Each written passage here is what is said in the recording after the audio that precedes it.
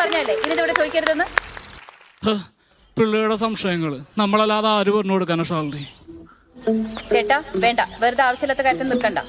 ഓ, വാ തുറന്ന സംശയം ചോദിക്കുന്ന ഒരു കൊച്ചും അതിനൊക്കെ സമാധാനം പറയാൻ പറ്റിയ ഒരു തത്തയും. മോളെ, അച്ഛൻ്റെ അമ്മയുടെ മനസ്സിൽ ഇഷ്ടം തോന്നിയപ്പോ ഞങ്ങൾ വിവാഹം കഴിച്ചു.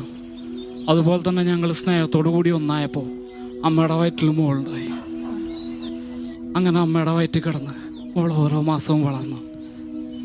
തിരിഞ്ഞും മറിഞ്ഞും നിന്നെ കുഞ്ഞിക്കാല് വെച്ച് അമ്മയുടെ വയറ്റിൽ ചവിട്ടുമ്പോൾ അത് സന്തോഷത്തോടു കൂടി സഹിച്ച് 10 മാസം നിന്നെ ചുവന്ന ആളാണ് നിന്റെ അമ്മ.